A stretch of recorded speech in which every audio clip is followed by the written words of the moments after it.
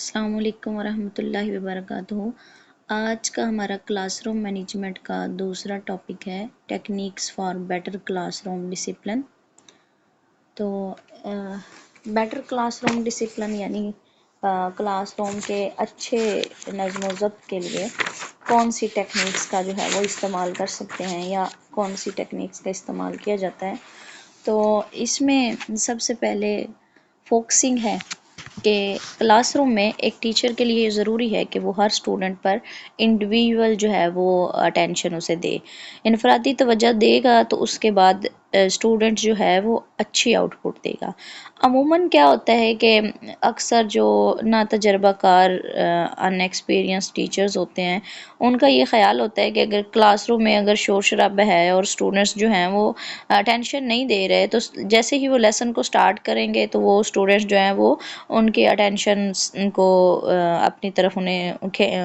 کھینچ لیں گے یا اپنی طرف اسٹوڈنٹس کو متوجہ کر لیں گے، لیکن ایسا ہوتا نہیں ہے۔ اگر اسٹوڈنٹس کی بالکل سٹارٹ میں ہی توجہ نہیں ہے یا ایک ٹیچر ان کی اٹینشن کو گیٹ نہیں کر پاتا تو پھر باقی ٹائم میں بھی وہ اسٹوڈنٹس جو ہیں وہ ادھر ادھر کی سرگرمیوں میں یا ایکٹیویٹیز میں جو ٹائم پاس کر دیتے ہیں۔ اور بعض اوقات اس طرح بھی ہوتا ہے کہ اسٹوڈنٹس کو کچھ کہا ہی نہ جائے اور وہ لیسن کی طرف جو ہے ان کا انٹرسٹ ڈیولپ ہو جاتا ہے، مگر عموماً ایسا نہیں ہوتا۔ اور ایسی صورتحال میں جب ایک ٹیچر لیسن جو ہے وہ ڈیلیور کر رہا ہے تو اسٹوڈنٹس جو ہیں وہ اٹینشن نہیں دے رہے تو ٹیچر کے لیے ضروری ہے کہ طلبہ کو بغیر کچھ کہے اپنی ٹیچنگ پروسیس کو کنٹینیو رکھے۔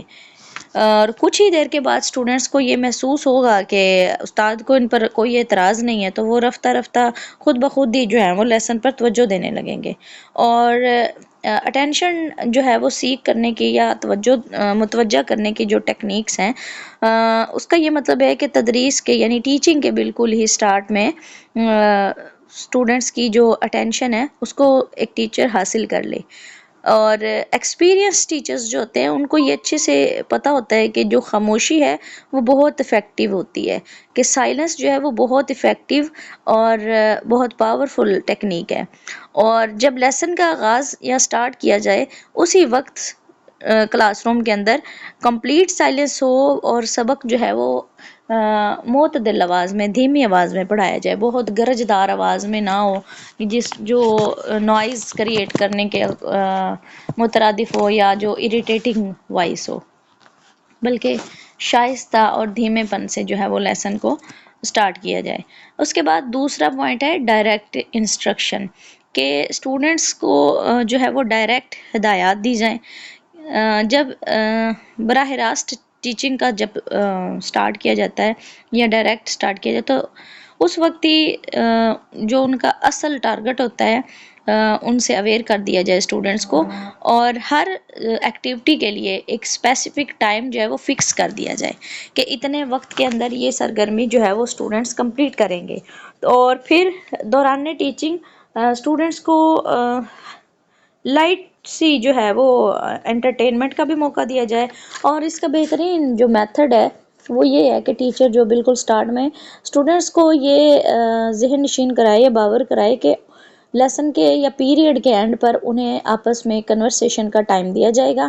اور ایک ٹیچر کا سب سے جو بڑا مقصد ہوتا ہے وہ اسٹوڈنٹس کی توجہ حاصل کرنا ہوتا ہے۔ اور اگر اسٹوڈنٹس کو یہ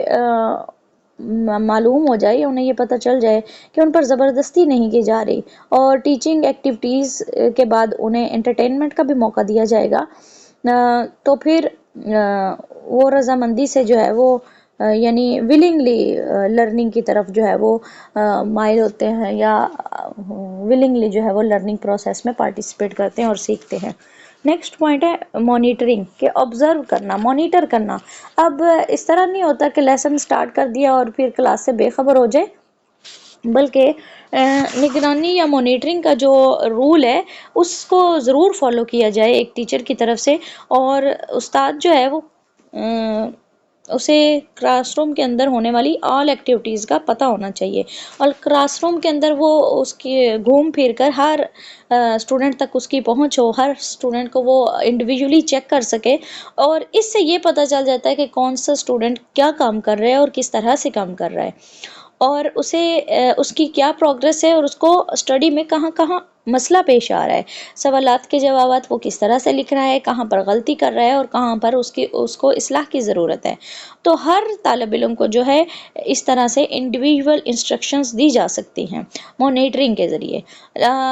لیکن یہاں یہ بات جو ہے اس کا خیال رکھا جائے کہ مانیٹرنگ کے دوران ایک ٹیچر کی جو آواز ہے وہ بالکل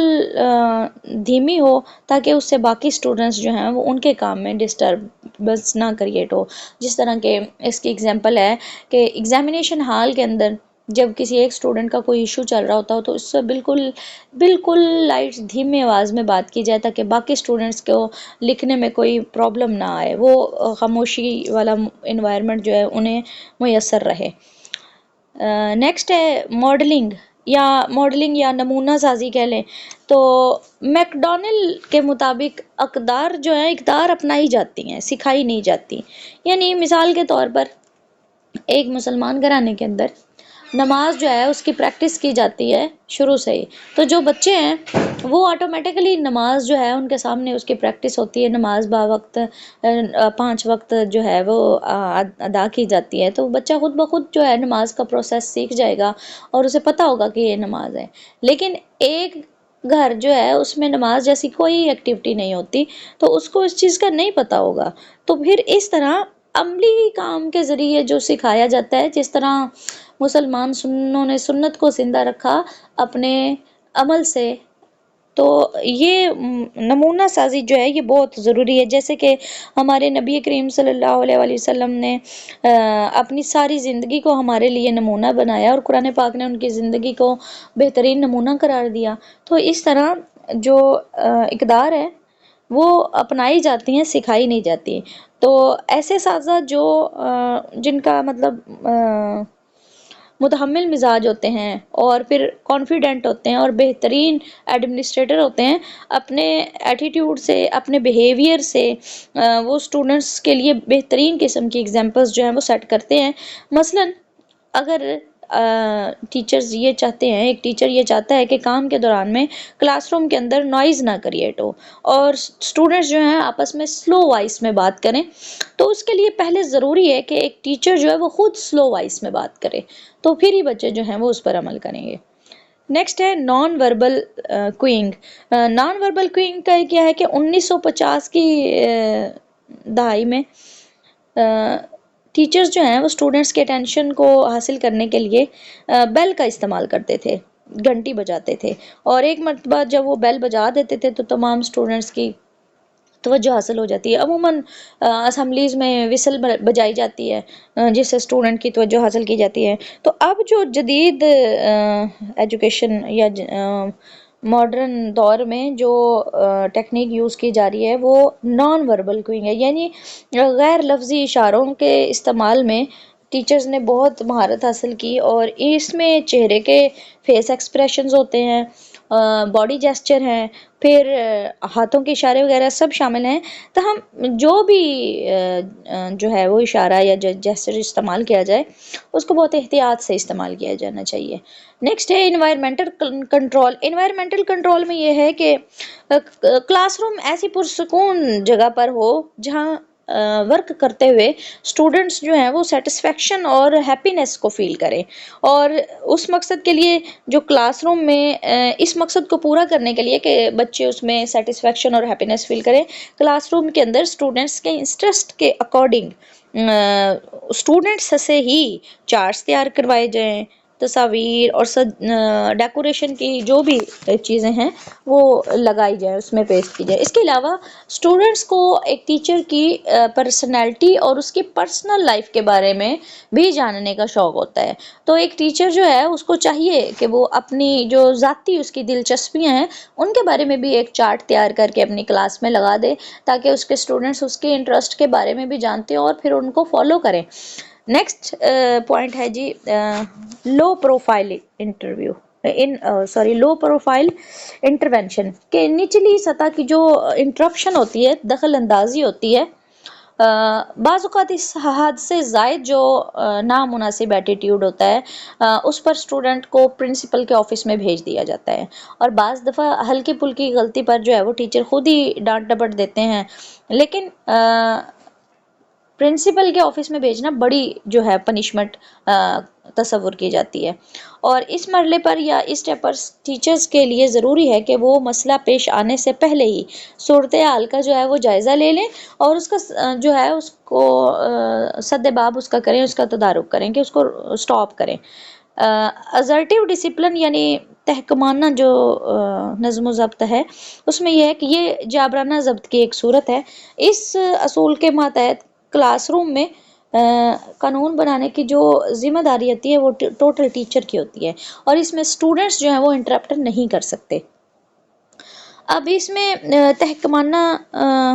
میسیجز ہیں، جس میں ایک قسم یہ ہے پیغامات ون، یعنی کہ ایسے بیانات جو اساتذہ کسی نامناسب ایٹیٹیوڈ کے لیے تیار کریں اور وہ اسٹوڈنٹس تک وہ ڈیلیور کریں، اور ان بیانات میں سے یہ واضح کیا جاتا ہے کہ طلبہ سے کس قسم کے طرز عمل کی توقع کی جا رہی ہے، یعنی کس قسم کا ایٹیٹیوڈ ایکسپیکٹ کیا جا رہا ہے اسٹوڈنٹس سے، ٹیچر کی طرف سے۔ اور جو ایکسپیرینس ٹیچرز ہیں وہ ایسے بیانات طلبہ کے ٹرینڈز اور ان کے مینٹل لیول کے اکارڈنگ جو ہے وہ پریپیئر کرتے ہیں۔ پھر دوسرے ہیومنسٹک قسم کے میسیجز ہوتے ہیں، اور یہ جو میسیجز ہوتے ہیں یہ احساسات کی ایکسپلینیشن ہوتی ہے، اور اس میں کس تین قسم کے جو ہے وہ بیانات تین حصوں میں یہ تیار کیے جاتے ہیں۔ یہ سب سے پہلے بچے کے کریکٹر کا انالیسس کیا جاتا ہے اور اسے لکھ لیا جاتا ہے، دوسرے استاد پر اس کردار کے اثرات کا جائزہ لیا جائے گا، اور پھر تیسرے اس کردار سے استاد میں کیا احساس پیدا ہوگا اس کا۔ مثال کے طور پر اس کو مثال سے سمجھتے ہیں کہ دوران لیکچر ایک ٹیچر جو ہے ایک طالب علم کے مسلسل بولنے سے پریشان ہو رہا ہے کہ وہ ایک ٹیچر جو ہے وہ لیکچر ڈیلیور کر رہا ہے، لیکن ایک اسٹوڈنٹ جو ہے وہ مسلسل انٹرپشن کریٹ کر رہا ہے، تو پھر ایک ٹیچر جو ہے وہ اس کو اس طرح سے کہے کہ میں نہیں جانتا کہ میں تمہارے ساتھ کس طرح کا سلوک کروں، کیونکہ تم مجھے وہ عزت نہیں دینا چاہتے جو کہ باقی جماعت کے بچے مجھے دے رہے ہیں، اور مجھے لگتا ہے کہ تمہیں کچھ سزا ضرور دینی چاہیے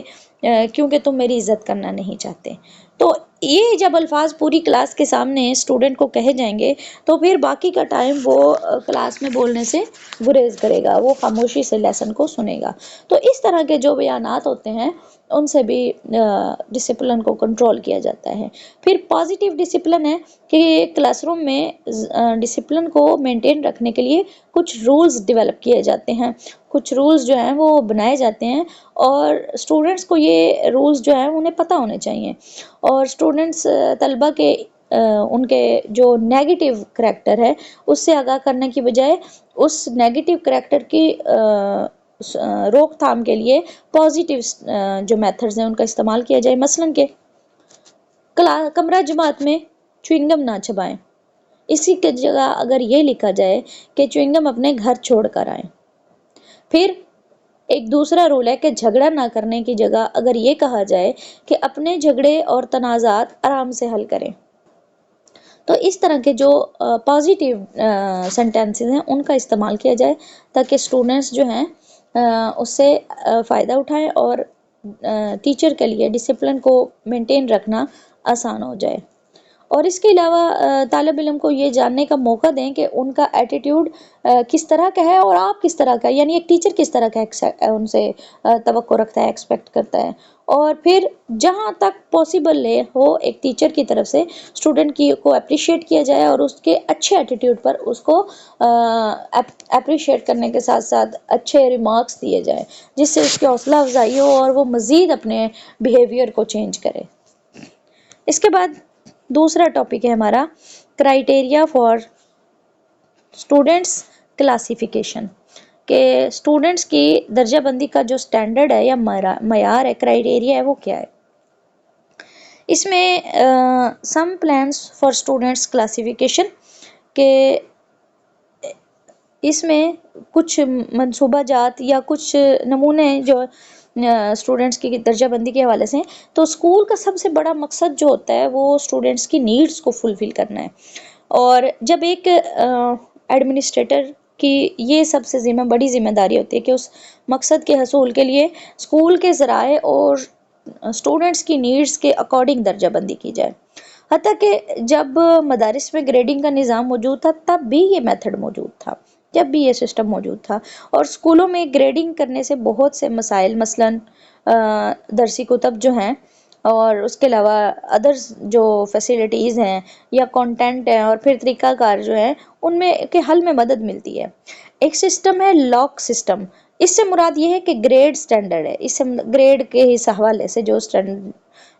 گریڈنگ کی جاتی ہے، مگر اس سے جو انفرادی طور سے طلبہ کی ضروریات کو نہیں سمجھا جا سکتا، یہ مجموعی طرز عمل پر کیا جاتا ہے. اب مدرسے کے ایڈمنسٹریٹر کی یہ ذمہ داری ہے یا اسکول کے منتظمین کی یہ رسپانسبلٹی ہوتی ہے کہ اسٹوڈنٹس کو اسکول کے ماحول کے مطابق ڈھالنے کے بجائے اسکول کے ماحول کو ٹیچنگ میتھڈز اور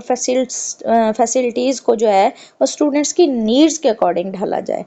اور پھر جو کانٹینٹ ہے، یہ ٹیچنگ مٹیریل اور سلیبس میں جو بھی سلیبس میں اجزائے طلبہ کے جو انفرادی اختلافات ہیں، انڈیویجول ڈفرینسز ہیں، ان کو بھی سامنے رکھ کے جو ہے وہ پریپیئر کیا جائے سب کچھ گریڈنگ کے حوالے سے. تو اس کے لیے ڈفرینٹ قسم کے پلانز استعمال کیے جاتے ہیں. سب سے پہلے نیٹ کا پلان ہے. نیٹ کا پلان میں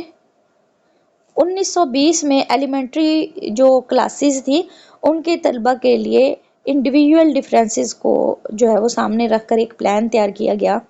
اور ہر گریڈ کے لیے اس پلان کے اکارڈنگ سلیبس کو 2 پارٹس میں ڈیوائیڈ کیا گیا. اور ان میں پہلا جو ہے وہ کامن اسینشیلز ہے، یعنی عمومی لوازمات کامن اسینشیلز، اور دوسرا ہے گروپ ایکٹیویٹیز یا گروہی سرگرمیاں. تو کامن اسینشیلز میں تمام جو اسٹوڈنٹس کے لیے ضروری انفارمیشن ہے اور سکلز ہیں ان کو ایڈ کیا گیا، اور انہیں یونٹس یا گولز کہا گیا. کہا جاتا ہے پہلے حصے میں. اور ہر یونٹ میں ڈفرینٹ قسم کی اسائنمنٹس، شیٹس، ورک شیٹس اور ڈائگنوسٹک جو ہے وہ ٹیسٹنگ یا اسیسمنٹ اور پھر فائنل اسیسمنٹ کو شامل کیا گیا. اور ہر اسٹوڈنٹ جو ہے وہ دی گئی اسائنمنٹس اور ٹیسٹنگ کو خود سالو کرتا ہے، اور جب اسے ایک یونٹ پر وہ عبور حاصل کر لیتا ہے یا ایکسپرٹ ہو جاتا ہے اس میں، تو پھر اگلے کو حل کرتا ہے. جبکہ گروپ ایکٹیویٹیز میں اسٹوڈنٹس کے روزمرہ کے جو آرٹ اور فنون سے ریلیٹڈ کام کو مد نظر رکھ کر ان کو ترتیب دیا گیا، اور ان میں فنون کے ساتھ ساتھ موسیقی اور فزیکل ایجوکیشن کو بھی شامل کیا گیا. اور ان سرگرمیوں کے لیے کوئی اسپیسیفک جو ہے وہ مقاصد متعین نہیں کیے گئے، اور ان گروہی جو ایکٹیویٹیز ہیں یا گروپ ایکٹیویٹیز سے اسٹوڈنٹس کی تخلیقی صلاحیتیں جو ہے وہ نکھر کے سامنے ہی وہ پروان چڑھتی. گرو کیا انہوں نے، اور انہیں سماجی جو سوشل ٹریننگ بھی حاصل ہوئی. اور یہ سوشل ٹریننگ اور جو ان کی تخلیقی صلاحیت تھیں یا کریٹیوٹی کی ایبلٹیز جو تھیں وہ کامن اسینشلز جو ہیں وہ نہیں حاصل ہوئی تھیں. تو یہ نیٹ کا پلان تھا. دوسرا پلان ہے ہمارے پاس یونٹ پلان. تو یونٹ پلان میں کمرہ جماعت میں یا کلاس روم کے اندر انڈیویجول ٹیچنگ کی ایک اور مثال یونٹ پلان ہے، یعنی کہ یہ دوسرا میتھڈ ہے. اور یہ یونٹ اسٹوڈنٹس کی نیڈس اور اسکول کے انوائرمنٹ کے اکارڈنگ جو ہے وہ تیار کیا جاتا ہے. اب یونٹ پلان ایک ٹیچنگ میتھڈ کہہ لیں ہوتا ہے، اس طرح کا ہوتا ہے کہ اس کے لیے اسکول کی جو ایڈمن ہے اس میں کسی قسم کی بھی تبدیلی کی ضرورت نہیں ہوتی. یونٹ پلان کے لیے مختلف طریقہ کار استعمال کیے جاتے ہیں، مثلا پروجیکٹ میتھڈ، سرگرمی ایکٹیویٹیز اور پرابلم اسائنمنٹ جو ہے ان کو استعمال کیا جاتا ہے. اور یونٹ پلان کے طریقہ کار سے بھی اسٹوڈنٹس کے انڈیویجول جو نیڈز ہیں اور مدرسے کو ان کی ضروریات کے مطابق جو ڈھالنے میں بہت مدد ملتی ہے. تو ٹیکنیکس آف انسٹرکشنز میں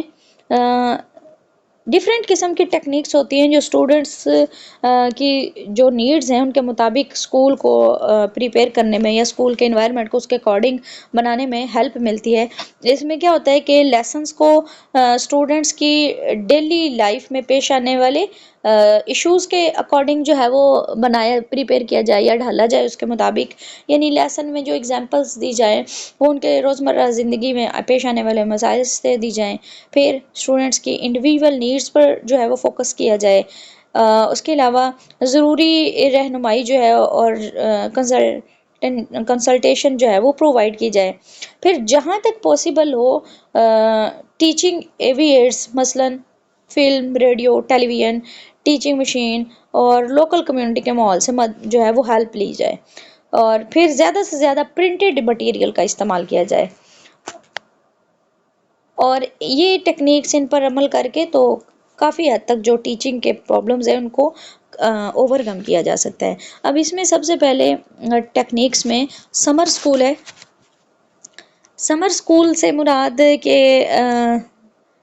گرمی کی چھٹیوں میں یا پھر ایکسٹرا جو کلاسز کا اجرا اضافی کلاسز کا اجرا کیا جاتا ہے. یعنی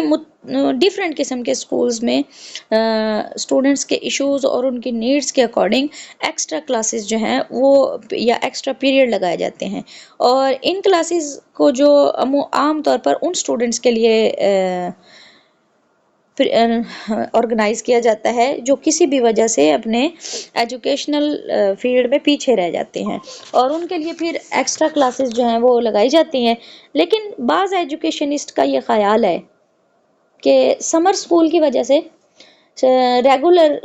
طلبہ کی جو ریگولر ایجوکیشن ہے اس میں پرابلم کریٹ ہو جاتی ہے. اور سمر اسکول کے اندر عموماً پہلے تو موسیقی اور کھیلوں وغیرہ پر زور دیا جاتا تھا، لیکن اب پچھلے کچھ چند سالوں سے اس میں سائنس، ریاضی اور غیر ملکی زبانوں کو بھی شامل کیا گیا ہے. آپ اس کی مثال لے سکتے ہیں جس طرح کے کالجز کے اندر سمر کیمپ لگتے ہیں، اسکولز میں سمر کیمپ لگتے ہیں اور ان میں ڈفرینٹ قسم کی اسکلز اور نئی نئی چیزیں سکھائی جاتی ہیں. نیکسٹ ہے گروپنگ. تو گزشتہ جو 3 دہائیاں ہیں اس میں طلبہ کی جو طبعی عمر ہے اس کے علاوہ ان کی گروپ بندی کرنا ایجوکیشنسٹ کے لیے ایک اہم ذمہ داری ہے. اور جینڈر کے لحاظ سے اسٹوڈنٹس کی گروپ بندی پھر ان کی مینٹل ایبلٹی کے اکارڈنگ ان کی ضروریات کو مد نظر رکھ کر ان کی گروپنگ کی جاتی ہے. اور پھر ذہنی جو صلاحیتوں کا تعین ہے وہ گروپ ٹیسٹنگ اور اسٹینڈرڈ ٹیسٹنگ کے ذریعے جو ہے وہ حاصل کیا جاتا ہے. اکثر ٹیچرز جو ہیں وہ اسٹوڈنٹس کی ہوموجینیس گروپ بندی کی حمایت کرتے ہیں اور کیونکہ ان کی رائے میں اس قسم کی جو گروپ بندی ہے وہ اس سے تدریس آسان ہو جاتی ہے. ہوموجینیس سے مراد یہ ہے کہ ایک ہی قسم کے جو ایک ہی قسم کے مینٹل لیول کے یا ایک ہی قسم کی صلاحیتوں کے جو مالک اسٹوڈنٹس ہیں ان کو گروپنگ کر دی جائے، ان کو ایک گروپ میں کر دیا جائے. اب ہوموجینیس گروپ بندی کی حمایت میں جو آرگومنٹ دیے جاتے ہیں یا جو دلائل دیے جاتے ہیں ان میں یہ ہے کہ ہوموجینیس میں تمام اسٹوڈنٹس کو ایک ہی تدریسی ایک ہی ٹیچنگ میتھڈ کے ذریعے پڑھایا جاتا ہے. پھر ٹیچرز کا ٹائم بھی بچتا ہے اور انرجی بھی بچ جاتی ہے. ایک وقت میں زیادہ جو ہے وہ ٹیچنگ مٹیریل کو پڑھایا جا سکتا ہے. پھر جو سست رفتار یا سلو لرنر اسٹوڈنٹس ہیں ان کو بھی ساتھ لے کر چلا جا سکتا ہے. پھر سست یا سلو لرنر اسٹوڈنٹس کے لیے اسپیشل قسم کے ٹرینڈ ٹیچرز کو اپوائنٹ کیا جاتا ہے یا ہائر کیا جاتا ہے. ہر جو اسٹوڈنٹ ہے ان کو انڈیویجول جو ہے وہ اٹینشن ملتی ہے اور پھر ذہین طلبہ کی بھی اپریسیشن ہوتی ہے، ان کو بھی حوصلہ افزائی ہوتی ہے اور اسٹوڈنٹس کی جو غلطیاں ہوتی ہیں ان کی بھی نشاندہی ہو جاتی ہے اور وہ ان کی درست ہو جاتی ہیں. تاہم یہ جو ہوموجینس گروپنگ ہے اس پر کچھ تنقید بھی کی جاتی ہے. تنقید کیا کی جاتی ہے کہ یہ گروپ بندی جو ہے وہ کسی مخصوص بنیاد پر نہیں کی جاتی اور اس میں غیر ضروری مقابلے کی فضا قائم ہو جاتی ہے. اس کی وجہ سے اسٹوڈنٹس کے اندر حسد پیدا ہو جاتا ہے، اسٹیٹس کے جو ہیں وہ اختلافات کریٹ ہو جاتے ہیں اور اس وجہ سے یہ جو ہے وہ مناسب نہیں ہے. اس کے بعد ہے naan graded elementary school. Naan graded elementary school جو ہے یہ ایک کہہ لیں کہ ایک تحریک ہے موومنٹ ہے جو سلولی جو ہے وہ پروان چڑھ رہی ہے۔ اب اس کا پرپز کیا ہے؟ اس کا مقصد یہ واضح کرنا ہے کہ ہر طالب علم مختلف صلاحیتوں کا حامل ہوتا ہے، اور اس میں کوئی شک نہیں کہ ہر اسٹوڈنٹ دوسرے سے ویری کرتا ہے، دوسرے سے مختلف صلاحیتوں کا مالک ہے، اور ناکامیابی کی صورت میں اسٹوڈنٹس کو اگلے گریڈ میں ترقی کرنے سے ان پر نیگیٹو جو امپیکٹس ہیں وہ پڑتے ہیں۔ اب نان گریڈڈ ایلیمنٹری مدارس میں اسٹوڈنٹس کی گریڈ نمبروں کی بجائے لیول کے لحاظ سے درجہ بندی کی جاتی ہے۔ اب لیول کے لحاظ سے یہ درجہ بندی اسٹوڈنٹس کے پڑھنے یعنی ریڈنگ کی جو صلاحیتوں کے مطابق کی جاتی ہے، اور پہلی 3 جماعتوں میں یہ لیول 10 سے 12 تک بڑھتے ہیں، اور ہر لیول جو ہے وہ مقررہ وقت کے بعد خود بخود اسٹوڈنٹس تک پہنچتے رہتے ہیں۔ پھر جرنل کرائٹیریا ہے۔ جرنل کرائٹیریا جو ہے کلاسیفیکیشن کا، اس میں سٹارٹ میں بالکل سکولز میں جو اسٹوڈنٹس کی تعداد ہے وہ بہت کم ہوتی تھی، یعنی جب سکولز کا آغاز ہوا تو پھر کلاس روم میں موجود اسٹوڈنٹس کی ٹیچنگ کے لیے ایک ہی ٹیچر جو ہے وہ کافی ہوتا تھا، لیکن جو اسکول کی تعداد میں مدارس میں طلبہ کی تعداد بڑھتی گئی تو انفرادی جو اختلافات ہیں یا انڈیویژول ڈفرینسز ہیں تو اس کے مسائل جو ہیں وہ سامنے آنے لگے۔ مختلف صلاحیتوں کے طلبہ کے لیے مختلف جو ٹیچرز ہیں اور ڈیفرنٹ قسم کے جو ٹیچنگ میتھڈ ہے ان کی ضرورت محسوس ہونے لگی، تو اس کے لیے جو پہلا معیار the major purpose for grouping is individualization ہے، کہ بنیادی جو مقصد ہے گروپنگ کا وہ انفرادیت ہے، انڈیویجولائزیشن ہے۔ تو اس میں کیا ہوتا ہے کہ اسٹوڈنٹس کی گروپنگ ان کے انڈیویجول ڈفرینسز کی بنا پر کی جاتی ہے، اور اس کے علاوہ سماجی اور تعلیمی خصوصیات کو بھی مد نظر رکھا جاتا ہے، اور اس کے علاوہ ان کی جو طبعی عمر ہے اس کا بھی خیال رکھا جاتا ہے، اس کو بھی ویلیو دی جاتی ہے کیونکہ اس کا تعلق سماجی خصوصیات سے ہے۔ اور پھر جو سٹینڈرڈ ٹیسٹنگ یا اسیسمنٹ کی تشکیل سے پہلے ہی انہیں سماجی اور ایجوکیشنل جو ان کے کریکٹرسٹکس ہیں ان کی بنا پر ان کی کلاسیفیکیشن کی جاتی ہے۔ جب نیچرل ایج یا طبعی عمر کے ساتھ ساتھ گروپ بندی کے دیگر جو میتھڈز ہیں وہ وجود میں آئے تو گروپ بندی کی دونوں اقسام میں فرق کیا جانے لگا۔ ایک قسم کا تعلق جو ہے وہ طبعی عمر سے ہے، جبکہ دوسری قسم کا تعلق ہوموجینیس گروپ سے ہے، جیسے کہ پہلے میں نے ہوموجینیس گروپ کی وضاحت کی۔ اب جو طبعی عمر ہے یا گروپ سے کیا مراد ہے؟ اس سے مراد یہ ہے کہ ایسے اسٹوڈنٹس کا گروپ جس میں پہلی جماعت سے 6 سال کی عمر کے طلبہ کو رینڈملی شامل کر لیا جاتا ہے، یعنی کلاس 1 میں جتنے بھی 6 سال کے بچے ہیں ان کو ایڈ کر لیا جاتا ہے، تو یہ طبعی عمر کے لحاظ سے یعنی 6 سال کا بچہ جو ہے وہ پہلی کلاس میں شامل کر لیا جائے، تاہم ان کی صلاحیتوں اور ان کی جو ایبلٹیز ہیں ان کو بھی مد نظر رکھا جاتا ہے۔ جبکہ ہوموجینیس گروپ میں اس کے برعکس عمر کی بجائے اسٹوڈنٹس کی ایبلٹیز اور ان کی صلاحیت کو مد نظر رکھ کر ان کو پھر ایک گروپ میں شامل کر دیا جاتا ہے۔ اس کے بعد کامن پیٹرنز ہیں کہ عمومی جو نمونہ جات ہیں ان میں سب سے پہلے ان گریڈڈ گروپنگ ہے۔ ان گریڈڈ گروپنگ یعنی کہ اس میں جو گروپنگ ہے وہ گریڈ لیول نہیں ہوتے، بلکہ ابتدا میں استاد پر مبنی مدارس ان گریڈڈ ہوتے تھے، کیونکہ اس وقت ایک ہی کلاس روم میں تمام گریڈز یا تمام لیولز کے جو اسٹوڈنٹس ہیں وہ موجود ہوتے تھے۔ تو ان گریڈڈ گروپ بندی کے جو نمونے ہیں یا پیٹرنز ہیں وہ عام طور پر ایلیمنٹری، اپر ایلیمنٹری درجات اور پھر پرائمری یا انٹرمیڈیٹ میں مختلف ہوتے ہیں، یعنی ہر لیول میں مختلف ہوتے ہیں۔ ایلیمنٹری میں مختلف ہیں، ایلیمنٹری سے اوپر یعنی ہائی اسکول میں مختلف ہیں، پرائمری میں یا انٹرمیڈیٹ میں بھی مختلف ہیں، اور ان گریڈڈ پرائمری جو سکولز ہیں ان میں داخلہ ہے طالب علم کو پہلے 3 سالہ اسکولنگ کی جو کمپلیٹ ہونے کے بعد دیا جاتا ہے، پھر انٹرمیڈیٹ لیول پر ان کی پروموشن ان کی عمر اور پھر سماجی پختگی یعنی سوشل میچورٹی، پھر تعلیمی قابلیت اور اس کی بنیاد پر دی جاتی ہے۔ اسکول میں 3 یا اس سے زائد ان گریڈڈ پرائمری کمرہ جماعت موجود ہو سکتے ہیں، اور ان کے لیے ایک ہی استاد جو ہے وہ تدریس کے فرائض جو ہے وہ سر انجام بھی دیتا ہے، جیسے ہمارے پاکستان کے اندر جو ہے وہ ون ٹیچر اسکول سسٹم رہا ہے کافی دیر کہ پورے اسکول میں صرف ایک ٹیچر جو ہے وہ پڑھانے والا موجود ہوتا تھا، اور پھر اس کے پاس جو ہے وہ 3-3 4 4 کلاسز اکٹھی ہوتی تھی۔ اس کے بعد ہے inter class room subject grouping, یعنی کمرہ جماعت کے اندر کمرہ یعنی کلاس روم کے اندر سبجیکٹ کے لحاظ سے ان کی گروپنگ کرنا۔ تو اس میں جیسے کہ سائنس اور آرٹس کے حوالے سے گروپنگ کی جاتی ہے، تو اس میں سب سے پہلے انٹر کلاس روم ایبلٹی، اچھا یہ inter class room subject grouping الگ ہے اور ایبلٹی، جیسے سبجیکٹ کے حوالے سے آرٹس اینڈ سائنس ہے، پھر جس طرح کمپیوٹر سائنسز کے گروپ الگ ہو جاتا ہے، بایو کا گروپ الگ ہو جاتا ہے، اسی طرح فزکس والوں کا، پھر پول سائنس کا، اکنامکس کا، تو سبجیکٹ کے حوالے سے جو گروپنگ ہوتی ہے وہ الگ سے ہوتی ہے۔ اس کے بعد ہے inter class room ability grouping, یعنی کہ گروپ بندی میں مختلف معیاری ٹیسٹنگ کے ذریعے سے اسٹوڈنٹس کی ایبلٹی کے مطابق جو گروپنگ کی جائے اس کو انٹر کلاس روم ایبلٹی، یعنی کہ اسٹوڈنٹس کی قابلیت کے اکارڈنگ، کہ ایک اسٹوڈنٹ جو ہے وہ جن جن صلاحیتوں اور قابلیت کا مالک ہے